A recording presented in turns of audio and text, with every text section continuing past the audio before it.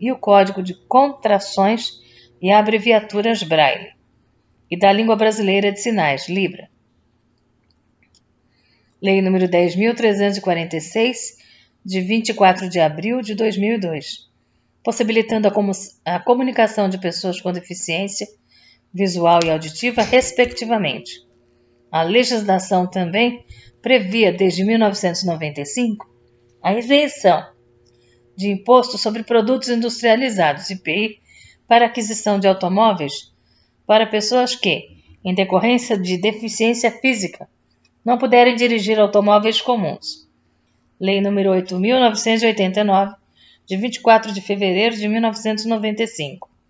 Benefício esse que, em 2003, foi estendido a pessoas portadoras de deficiência visual, mental severa ou profunda e autistas.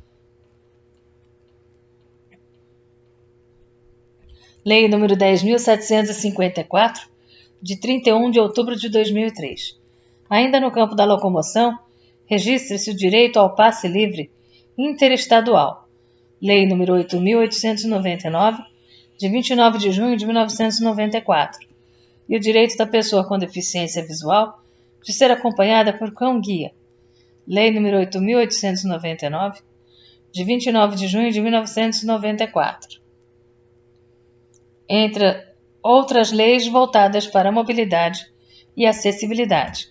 É preciso admitir, entretanto, que a efetividade dessas importantes medidas depende de acesso à educação e informação, e que reformas profundas no sistema educacional e mesmo na política de mobilidade urbana são ainda embrionárias.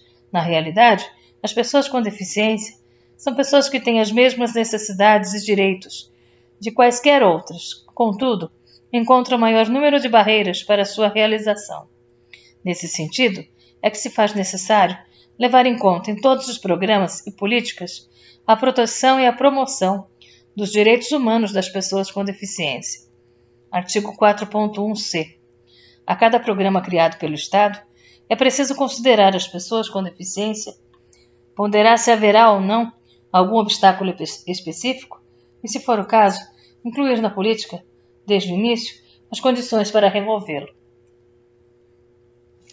A realização, promoção e desenvolvimento de produtos com desenho universal destinados a atender às necessidades específicas de pessoas com deficiência, bem como novas tecnologias, inclusive as tecnologias da informação e comunicação adequados a pessoas com deficiência, também são objetos da Convenção.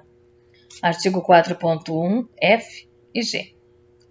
Sempre com ênfase naquelas de custo acessível, tendo em vista o reconhecimento da vulnerabilidade social das pessoas com deficiência. Finalmente, nos últimos dois incisos do item 1º, dizem respeito ao acesso à informação.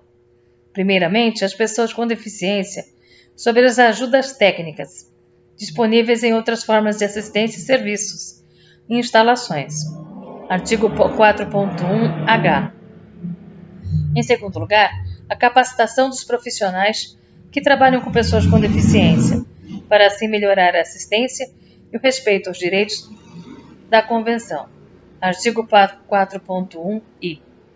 No que diz respeito ao item 2 das obrigações gerais, referente aos direitos econômicos, sociais e culturais das pessoas com deficiência, trata-se de uma reafirmação dos direitos e princípios do Pacto de Direitos Econômicos, Sociais e Culturais, de 1966.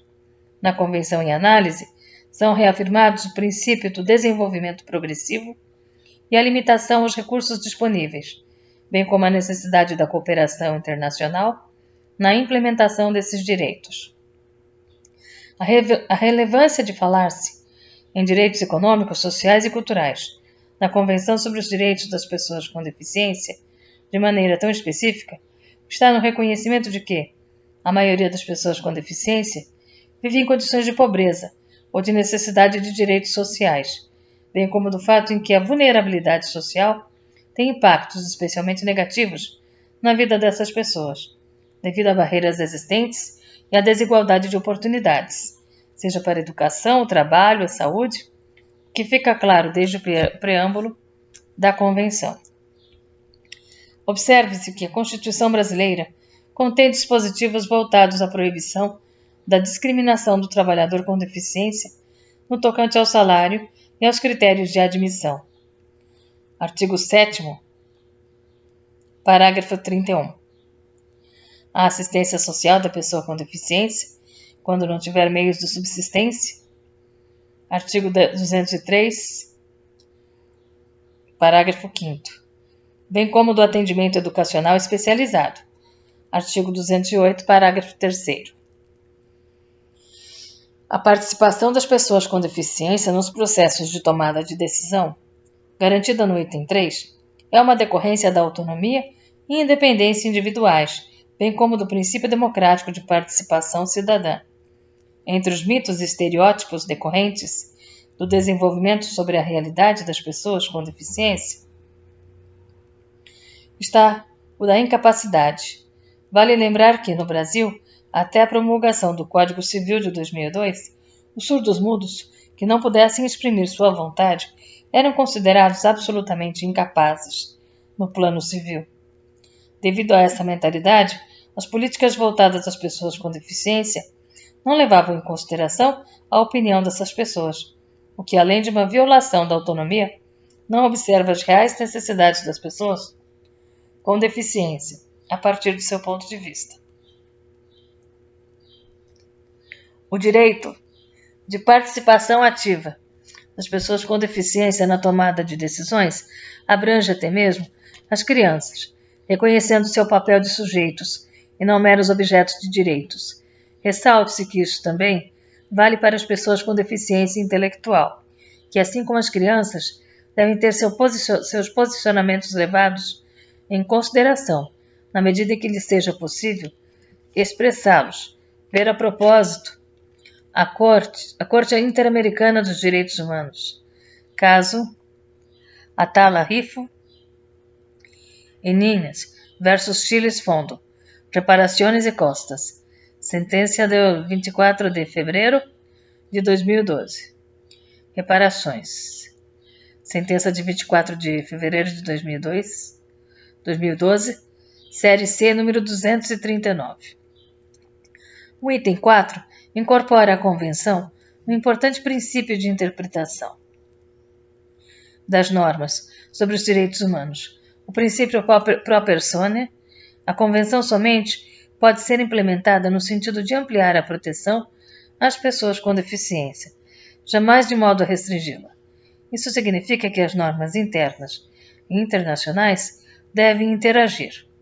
O que define qual deve ser aplicada, se a interna ou a internacional, não é uma hierarquia formal, previamente estabelecida, mas sim a substância da norma, devendo prevalecer aquela que conferir a proteção que os Estados estão obrigados a cumprir, mas não restringe padrões máximos, ficando aberta aos aportes plurais que os Estados têm a oferecer. Por fim, o item 5 explica uma obrigação decorrente do direito internacional geral, já que o ente estatal responde pelas ações praticadas pelos sujeitos de direito público interno, ainda que estejamos diante de unidades federativas com grande autonomia. Não se trata de uma novidade da Convenção, mas tornar a regra explícita tem a vantagem de chamar a atenção para o fato de que, ainda que a competência interna para lidar com questões relativas à proteção das pessoas com deficiência recai em unidades constitutivas dos Estados federados, a responsabilidade pelo descumprimento recai sobre todo o Estado, que pode ter que responder por isso, independentemente da forma de organização política interna. Observe-se que no Brasil, a competência para legislar sobre a proteção e integração social das pessoas com deficiência é concorrente da União, dos Estados e do Distrito Federal. Assim sendo, a União deve garantir, pelo menos, o cumprimento dos padrões mínimos estabelecidos na Convenção. Mas nada impede que os Estados federados criem regras ainda mais benéficas, aplicando-se então o princípio pro persone. E eu termino por aqui. Amanhã eu leio o artigo 5º. Igualdade e não discriminação.